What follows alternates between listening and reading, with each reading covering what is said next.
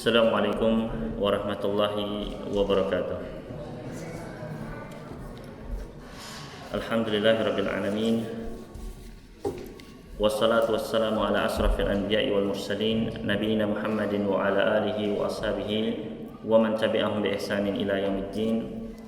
Allahumma 'allimna ma yanfa'una wanfa'na bima 'allamtana wa zidna 'ilman wa hudan wa tuqan wa salahan ya rabbal alamin. Ikhwani wa akhwati fiddin rahimani wa rahimakumullah. Alhamdulillah, pertama-tama marilah kita bersyukur kepada Allah Subhanahu wa taala karena dengan nikmat dan karunia-Nya lah kita bisa berkumpul dalam waktu yang mulia ini dan di dalam majelis yang mulia ini. Mudah-mudahan Allah Subhanahu wa taala mencatatkan bagi kita sekalian ilmu yang bermanfaat dan amal yang saleh. Allahumma amin.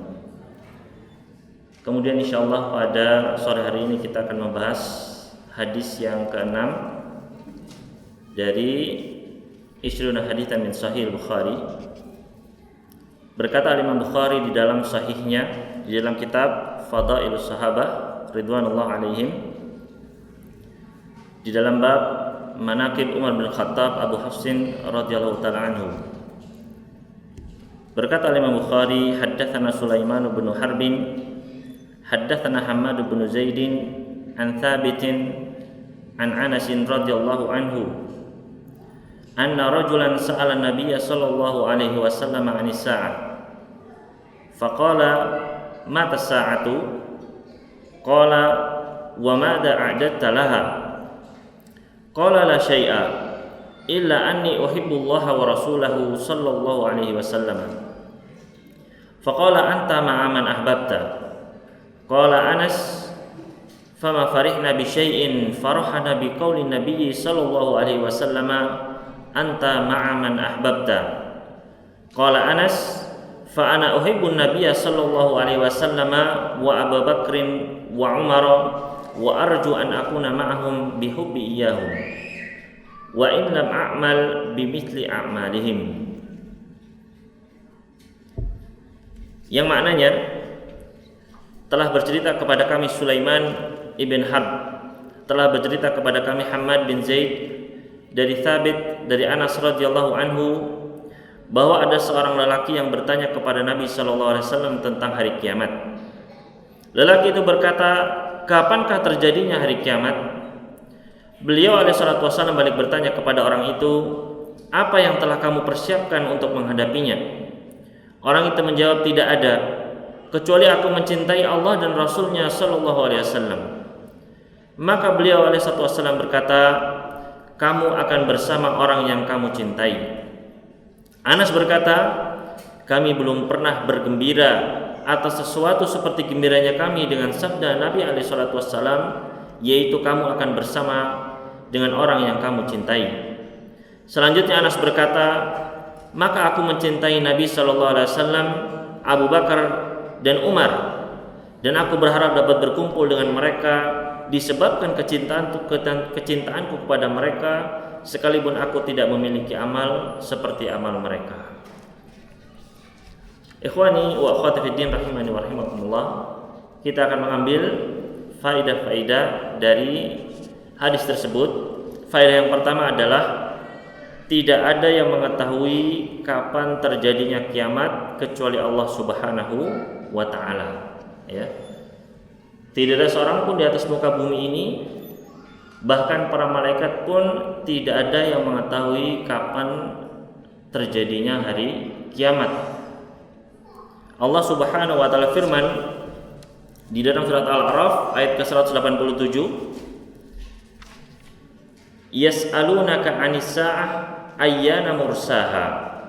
Mereka bertanya kepadamu tentang hari kiamat, kapankah terjadinya?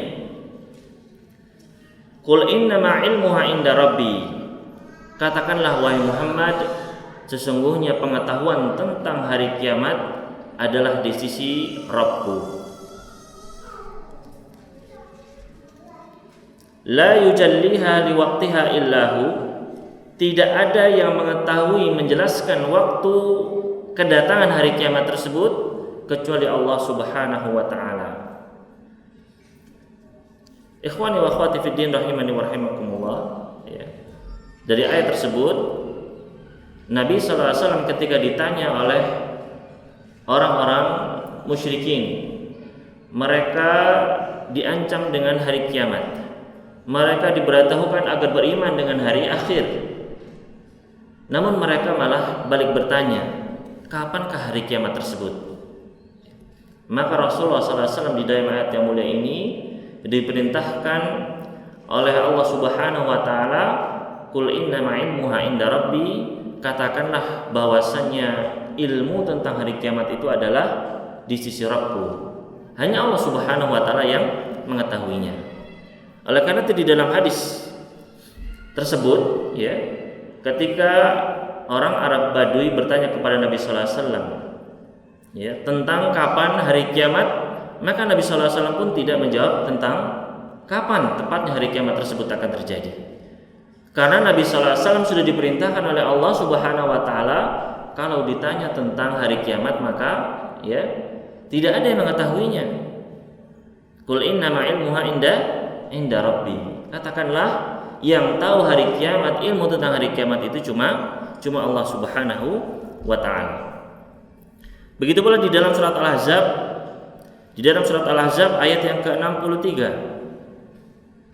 Allah Subhanahu wa taala firman, "Yas'alukan nasu 'anis sa'ah, qul innama 'ilmuha indallah wa ma yudrika la'alla as-sa'ata takunu qariba." Manusia, orang-orang bertanya kepadamu tentang hari kiamat.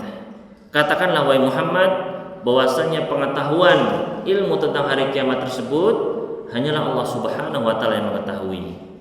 Dan bisa jadi bahwasanya hari kiamat tersebut sudah dekat akan terjadi. Di dalam ayat yang mulia ini juga disebutkan bahwasanya tidak ada yang mengetahui tentang kapan tepatnya hari kiamat akan terjadi, ya. Jadi kalau ada yang meramal, ya, hari kiamat adalah, ya, tanggal 2 bulan 2 tahun 2222 misalnya, ya, maka ini adalah tidak benar, ya, dan tidak pantas untuk kita percaya. Kalaupun Allah Subhanahu wa taala menakdirkan pada hari tersebut terjadi, maka itu adalah ilmunya Allah Subhanahu wa taala yang kita tidak bisa memastikannya, ya. Kemudian juga pada surat An-Nazi'at, di dalam surat An-Nazi'at ayat yang ke-42 sampai 46. Yas'alunaka 'anis sa'ati ayyana mursaha fima anta min dzikraha ila rabbika muntahaha innama anta mundziru man yakhshaha ka'annahum yawma yarawnaha lam yalbathu illa 'ashiyatan aw duhaha. Orang-orang kafir bertanya kepada Nabi Muhammad sallallahu alaihi wasallam tentang hari kebangkitan, tentang hari kiamat, kapankah akan terjadi? Maka fima anta min dzikraha, Allah Subhanahu mengingatkan Nabi sallallahu alaihi wasallam, ya, bahwasanya Nabi sallallahu alaihi wasallam tidak mungkin akan menjawab soal tersebut. Tidak mungkin akan bisa menyebutkan. Karena kenapa? Ila rabbika muntahaha, karena yang mengetahui hal tersebut hanyalah Allah Subhanahu wa taala. Ilmunya hanya kembali kepada Allah Subhanahu wa taala. Tidak ada seorang pun yang mengetahuinya. Innama anta mundziru may yakhshaha, sesungguhnya kamu wahai Muhammad hanyalah pemberi peringatan bagi orang-orang yang takut akan hari kiamat tersebut, ya. Jadi bukan tugasnya Nabi sallallahu alaihi wasallam memberitahukan kapan hari kiamat terjadi. Namun tugas Nabi sallallahu alaihi wasallam adalah apa? Untuk memberi peringatan. Ka'annahum yauma yarawnaha lam yalbathu illa 'ashiyatan aw duhaha. Seakan-akan mereka manusia ketika melihat hari kiamat tersebut, mereka tidaklah hidup di dunia ini kecuali hanya dari, ya, waktu sore hari saja atau waktu pagi hari saja, ya. Jadi inilah yang akan kita lihat di hari kiamat kelak. Seakan-akan kita hidup di dunia ini, ya. Misalnya adik-adik sekarang sudah berapa tahun usianya? 13 tahun. Yaitu nanti kalau di kiamat seakan-akan cuma sebentar aja, ya. Jangankan yang 13 tahun, ya. Yang 60 tahun saja, ya, seperti apa? Sa'atan min nahar, ya. Seperti 1 jam saja ketika waktu sore hari atau siang hari. ya, maka waktu kita yang sekarang yang kita hidup ini, ya, itu tidak akan terasa, ya. Silakan tanya kepada bapak-bapak antum, ya, ketika dulu masih muda, ya, terus sekarang nggak kerasa sudah tua, ya. Rasanya waktu itu berlalu begitu saja, ya. Oleh karena itu yang masih muda-muda ini, ya, manfaatkan waktu dengan sebaik-baiknya, ya. Banyak-banyak menghafal, ya, baik kita menghafal ayat Al-Quran maupun ya hadis-hadis Nabi Sallallahu Alaihi Wasallam. Dimanfaatkan waktunya. Kemudian itu faedah yang pertama, nggak ada yang tahu tentang hari kiamat kecuali Allah Subhanahu Wa Taala. Ya, oleh karena itu dalam hadis Jibril, ketika Jibril datang dalam bentuk manusia bertanya kepada Nabi Sallallahu Alaihi Wasallam, akhbirni anis sa'ah, beritahukanlah kepadaku tentang hari kiamat, kapan? Ya, maka Nabi Sallallahu Alaihi Wasallam menjawab apa? Mal mas'ulu anha bi'a'lama minas sa'ili. Ya, yang bertanya atau yang ditanya sama-sama ya, tidak lebih tahu daripada yang bertanya. Ya. Jadi baik Jibril malaikat saja ataupun Rasul Sallallahu Alaihi Wasallam manusia paling mulia, nggak ada yang tahu tentang kapankah hari kiamat akan terjadi. Ya. Kemudian faedah yang kedua, bertanya kepada orang yang berilmu. Bertanya kepada orang yang berilmu. Di dalam hadis tadi disebutkan, ya, bahwasanya Arab Badui tersebut bertanya kepada siapa? Bertanya kepada Rasulullah Sallallahu Alaihi Wasallam, ya, tentang apa? Tentang perkara agama. Ini menunjukkan bahwasanya ketika ada perkara-perkara agama yang tidak kita ketahui, maka kita harus bertanya kepada orang ahli ilmu agama, ya. Sebagaimana dalam masalah-masalah dunia, ya, misalnya dalam masalah otomotif misalnya, ya kita tanya sama yang ahlinya, ya. Kalau dalam masalah medis kedokteran, ya tanya kepada ahlinya, ya. Itu pun, ya, ketika kita tanya tentang mata misalnya, ya, maka kita harus tanya pada spesialis mata, ya. Ketika kita tanya tentang hidung, ya tanya kepada spesialis THT, ya. Nah, apalagi dalam masalah-masalah agama, ya. Maka benar-benar kita harus melihat, ya, kepada siapa kita bertanya. Tentu saja kepada orang yang kita yakini keilmuannya, ya. Allah Subhanahu wa firman di dalam surat An-Nahl ayat ke-43 dan di dalam surat Al-Anbiya ayat yang ke-7. Surat An-Nahl ayat 43 dan Al-Anbiya ayat ke-7. Allah Subhanahu wa firman, "Wa ma arsalna min qablika illa rijalan nuhi ilaihim fas'alu ahla dzikri in kuntum la ta'lamun." Dan tidaklah kami mengutus sebelum wahai Muhammad kecuali orang-orang yang kami berikan wahyu kepada mereka. Maka bertanyalah kepada ahli ilmu kalau kamu tidak mengetahui. Ya. Di dalam ayat yang mulia ini ada perintah dari siapa? Dari Allah Subhanahu wa taala. Ya. Perintah kepada kita sekalian. Ya, perintahnya apa? Fas'alu, bertanyalah. Ya. Maka ini adalah sebuah kewajiban, ya, bagi kita untuk bertanya tentang masalah-masalah agama kita. Kalau kita, ya, nggak ngerti tentang masalah sholat, maka wajib bagi kita untuk bertanya tentang sholat kepada, ya, para ulama. Ya. Kalau kita tidak mengerti, ya, tentang zakat, tentang puasa, ya kita harus bertanya, harus belajar. Ya. Dan di sini disebutkan fas'alu ahla dzikri, ya, ahli dzikir. Ahli dzikir sini bukan berarti ahli apa? Yang suka dzikir, ya, subhanallah subhanallah subhanallah gitu, la ilaha illallah terus begitu, bukan, ya. Bukan ini yang dimaksud dengan ahli dzikir, ya. Atau orang yang suka sholat terus, ya. Atau orang yang suka puasa terus sampai kurus, ya. Atau yang suka sholat malam terus, ya, sampai pucat, ya. Kemudian kita tanya, ya, sepertinya kamu ngerti tentang masalah ibadah, ya. Kemudian ditanya, ternyata tidak paham, ya.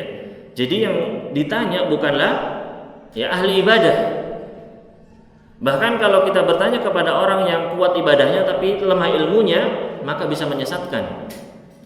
Seperti kisah tentang pembunuh 99 orang, ya, di dalam Sahih Bukhari juga.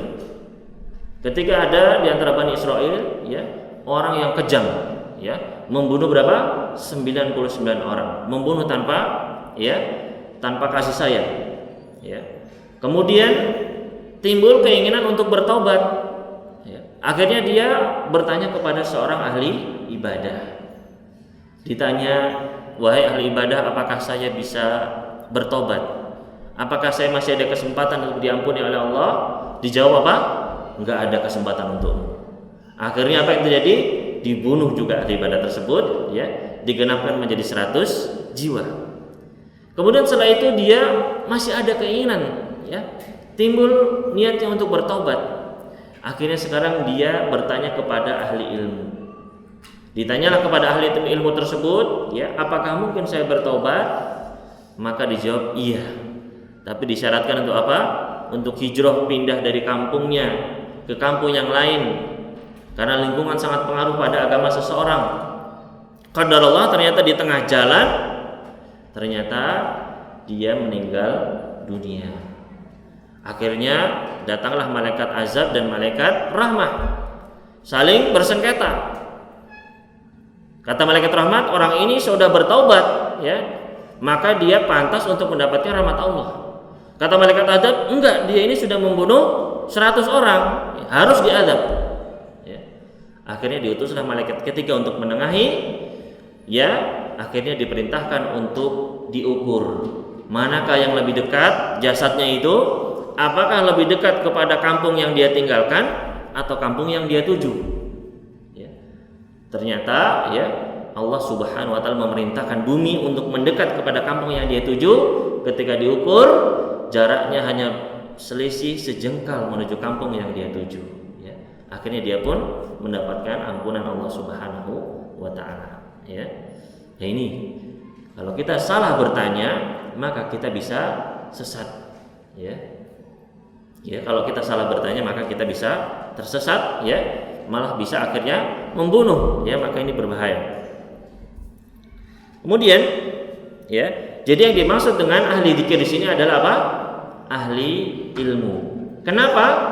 Karena Allah Subhanahu wa taala melanjutkan, in kuntum la ta'lamun. Karena, ya, apabila kalian tidak punya ilmu, ya.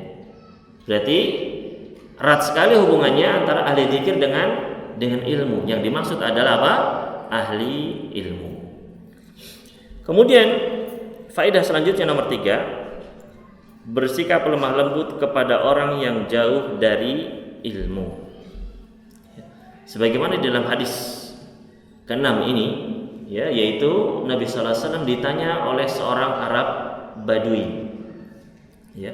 Dijelaskan oleh Ibnu Hajar Al-Asqalani bahasanya orang tersebut adalah yang bernama Dzul Khuwaisirah, ya, yaitu orang Arab Badui yang kencing di dalam masjid, ya. Mungkin antum ingat, ya, ada Arab Badui masuk ke masjid, ya, tiba-tiba kencing di masjid, ya. Nah, ini orangnya, ya. Kemudian ketika Nabi sallallahu alaihi wasallam, ya, ditanya oleh orang Arab Badui tersebut tentang hari kiamat, ya, maka Rasulullah SAW tidak marah. Rasulullah SAW bersikap apa? Lembut dengan mengajari orang tersebut, ya. Beliau malah bertanya, ma'adattalaha, apa yang telah kamu siapkan untuknya, ya. Kemudian dijawab lagi apa? La syai'a, saya enggak nyiapin apa-apa, ya. Repot kan, ya. Ditanya kamu sudah siap apa untuk hari kiamat? Saya enggak nyiapin apa-apa, ya. Nah, di sini, ya, ketika kita bertemu dengan orang-orang yang masih jauh dari majelis ilmu, ya, jauh dari membaca Al-Quran, jauh dari mendengar hadis-hadis Nabi sallallahu alaihi wasallam, maka kita, ya, al-aslu fid da'wati ar-rifqu. Hukum asal ketika kita memberikan dakwah, menasihati adalah dengan lemah lembut, ya. Jangan ketika ada yang tanya, ya, Mas, kapan ya kiamat, ya? Wah, kamu ini begini langsung dimarahin, ya. Jangan, ya. Tapi, ya, ketika orang tersebut masih, ya tidak ngerti tentang masalah agama, ya, bertanya kepada kita misalnya, Mas, ya, sholat maghrib itu berapa rakaat, Mas, ya? wah kamu ini ya sesat misalnya. Oh, jangan ya. Ketika orang ada yang mau bertanya kepada kita, malah harus kita jelaskan dengan lemah lembut ya. Itu faedah yang ketiga. Kemudian yang keempat, menjauhkan diri dari hal-hal yang tidak bermanfaat. Hal ini kita ambil dari sabda Nabi sallallahu alaihi wasallam, ma'adattalaha ya. Ketika Nabi sallallahu alaihi wasallam ditanya, kapankah waktunya hari kiamat? Maka Nabi sallallahu alaihi wasallam mengarahkan kepada hal lain yang lebih apa? Lebih bermanfaat ya. Yaitu apa? Persiapan kita menuju hari kiamat. Ya, oleh karena itu ketika antum ngobrol ya, ada sesuatu yang tidak bermanfaat, alihkan kepada yang bermanfaat ya. Ya, kalau ada pembicaraan tentang sesuatu yang tidak ada faedahnya, maka kita alihkan. Maka ini adalah kata Nabi sallallahu alaihi wasallam, min husni islamil mar'i tarkuhu ma la ya'ni. Di antara tanda-tanda kebaikan agamanya, Islamnya seseorang adalah dia meninggalkan hal-hal yang tidak bermanfaat bagi dirinya ya. Kemudian yang kelima, manusia harus mempersiapkan diri menjelang hari pembalasan dengan amal-amal saleh ya.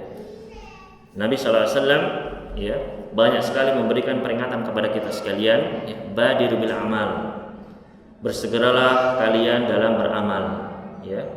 Sesungguhnya ya nanti amal-amal kita itu akan ditimbang ya. Fa amman thaqulat mawazinu fa huwa fi 'ishatin radiyah. Barang siapa yang berat timbangannya, maka dia akan berada di dalam kehidupan akhirat yang penuh dengan keridhaan ya.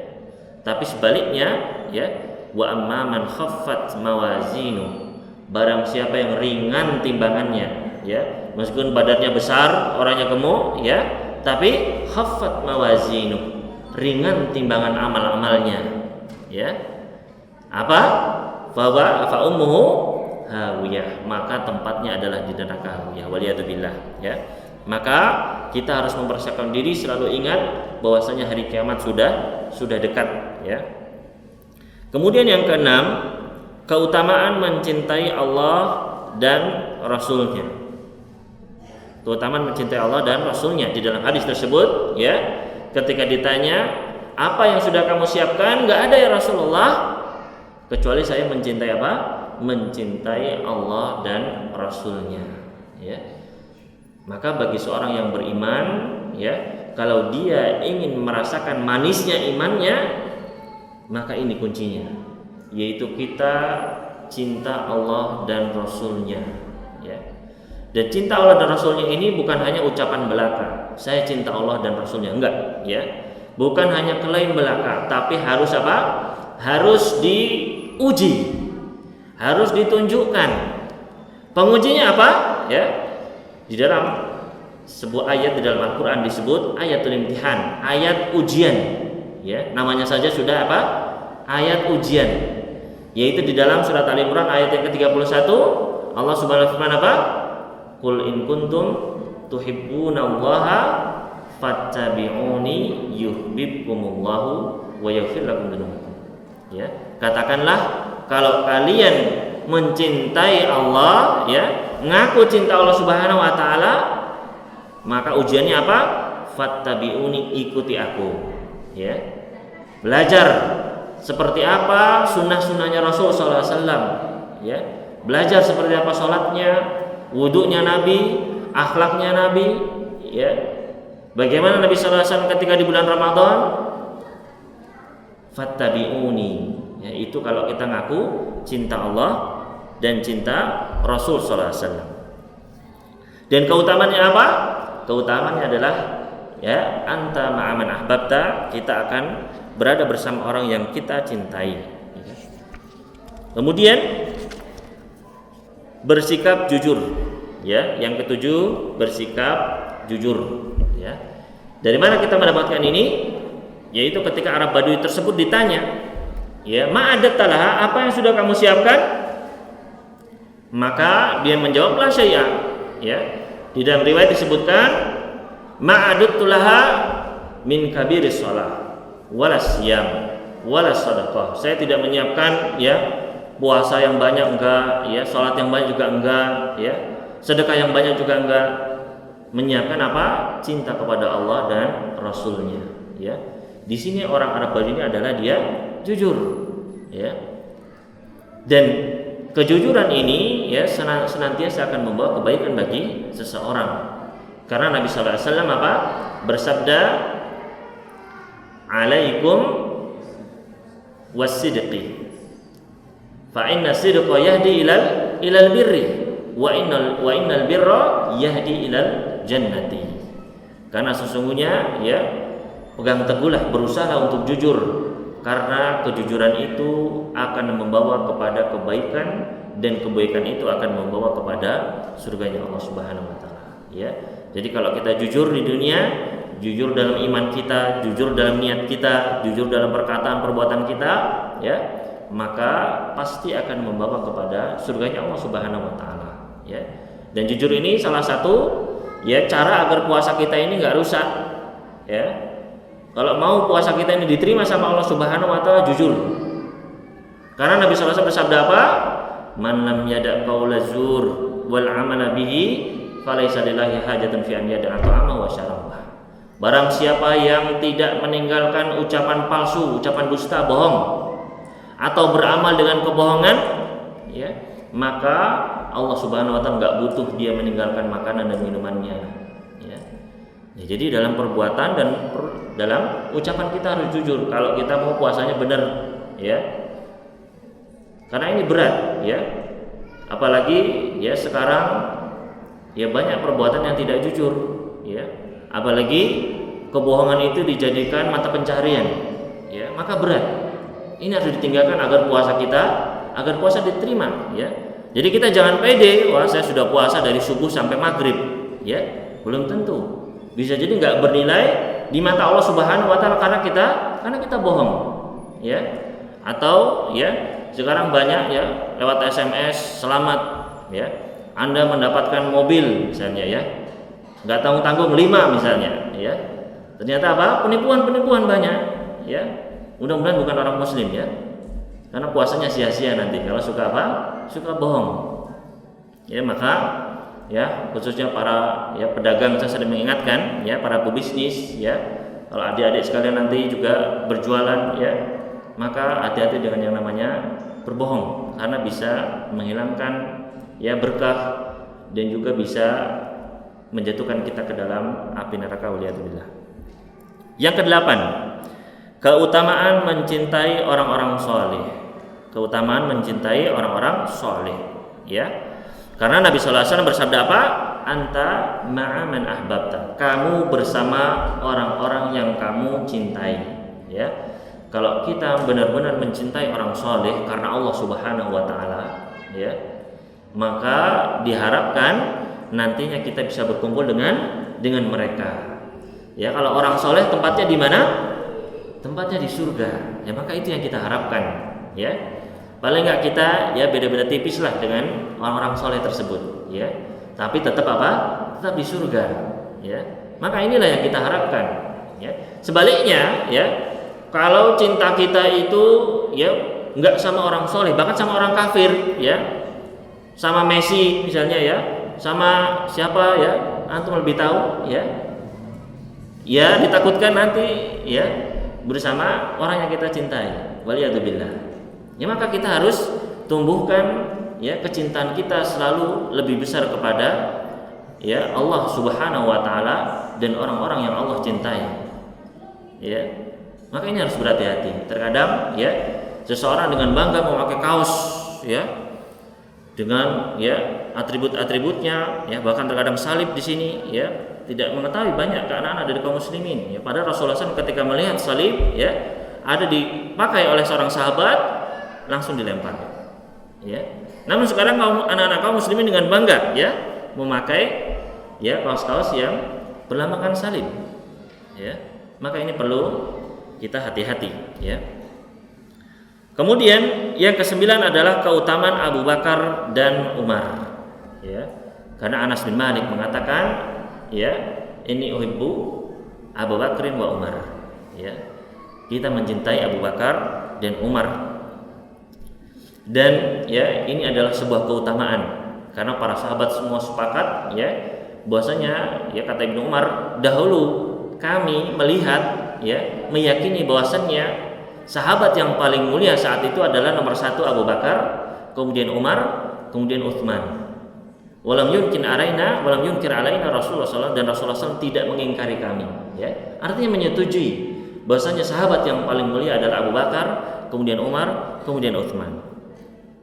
Kemudian yang ke-10, menanamkan dalam diri kita untuk mencintai para sahabat. Ya, Allah Subhanahu Wa Taala sudah ridho kepada para sahabat. Ya, di dalam surat At-Taubah ayat yang ke-100. Ya. Kalau antum ingin tahu tentang keutamaan para sahabat, lihat saja At-Taubah ayat 100, ya. Itu sudah cukup, ya. Kalau ada yang bilang, wah sahabat itu pada kafir, wah sahabat itu nepotisme, sahabat itu begini dan begini, tolak semuanya, ya.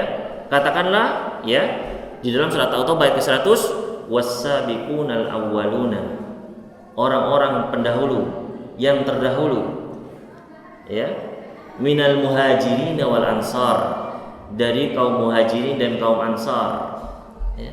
Yaitu siapa? Para sahabat, ya. Termasuk di dalamnya Abu Bakar, Umar, Utsman, Ali, dan seluruh sahabatnya, termasuk Muawiyah, ya, dan yang lainnya radhiyallahu taala anhum ajma'in. Kata Allah Subhanahu wa taala apa? Radhiyallahu anhum wa radu anhu. Allah Subhanahu wa taala ridho atas para sahabat semuanya. Ya, kalau Allah sudah ridho kepada mereka, kenapa kok kita nggak ridho? Ya, kenapa kok kita nggak bisa mencintai mereka? Ya, maka ya ini kita harus mencintai para sahabat Nabi Sallallahu Alaihi Wasallam. Kemudian yang ke-11, bercita-cita tinggi untuk akhirat. Ya, yaitu di sini Anas bin Malik dia mengharapkan bisa bersama dengan Rasulullah Sallallahu Alaihi Wasallam, bisa bersama dengan Abu Bakar dan Umar, ya, yang mereka amalnya jauh di atas Anas bin Malik, ya, yang derajatnya jauh lebih tinggi dari Anas bin Malik. Namun Anas bin Malik ingin bisa bersama mereka, ya. Oleh karena itu, ini adalah tanda bahwasanya kita harus bercita-cita tinggi di akhirat kelak, ya. Kalau kita sering mendengar, ya, gantungkanlah cita-citamu setinggi apa? Setinggi langit, ya. Gantungkanlah cita-citamu setinggi langit, ya. Itu untuk dunia, ya. Maka kalau untuk akhirat apa? Gantungkanlah cita-citamu setinggi Firdausul A'la, ya. Karena kenapa? Karena Nabi sallallahu alaihi wasallam pernah mengatakan, "Idza sa'alta fas'alil firdaus." Kalau kamu minta kepada Allah, ya. Kalau kamu punya cita-cita, ya, minta kepada Allah, maka apa? Mintalah surga Firdaus. Fa inna wa'al jannah wa awsatuha, dan karena Firdaus adalah surga paling tinggi dan yang paling tengah, paling baik pokoknya, ya. Maka kalau di dunia ini kita semangat, ya, belajar biar ranking 1, ya, kemudian bekerja agar, ya, karirnya nomor 1, ya, maka untuk akhirat kita harus lebih bersemangat. Kemudian yang ke-12, tidak merasa ujub dengan amal-amal kita. Yaitu hal ini adalah ketika Anas bin Malik, ya, beliau tidak merasa ujub. Beliau adalah seorang sahabat, ya, yang amal-amalnya, keutamaannya banyak, sudah dipuji oleh Rasulullah SAW, ya, berkali-kali. Namun apa? Beliau mengakui, meskipun amal-amal saya ini tidak ada apa-apanya dibanding dengan amalnya Abu Bakar dan Umar, ya. Beliau tidak merasa, ya, wah saya kan, ya, sahabat juga begitu, ya. Kadang, ya, saya kan, ya, sama-sama juga ikut daurah ini, saya juga, ya, berilmu gitu, ya.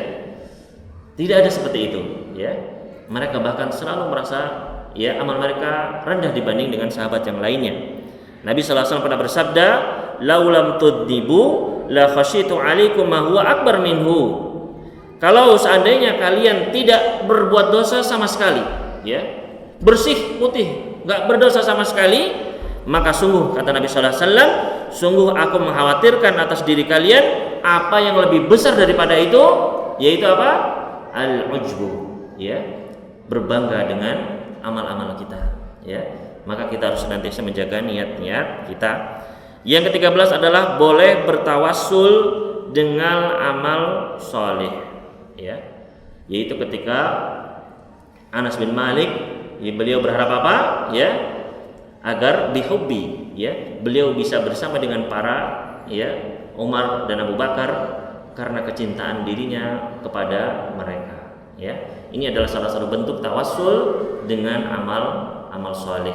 Maka ini adalah diperbolehkan bagi kita, ya. Namun senantiasa, ya, amal ini adalah amal yang soleh, ya, bukan amal yang enggak soleh. Maksudnya apa? Ya, amal yang soleh adalah amal yang memenuhi syaratnya, yaitu yang pertama ikhlas karena Allah, dan yang kedua adalah sesuai dengan sunnah Rasul SAW. Ya, jadi jangan ketika antum misalnya, saya mau sholat malam, ya, tujuannya agar ujian saya dapat nilai 10 misalnya, ya, ini sudah nggak ikhlas, ya. Yang namanya ibadah itu, ya, tetap harus pada awalnya diniatkan karena Allah Subhanahu wa taala, ya.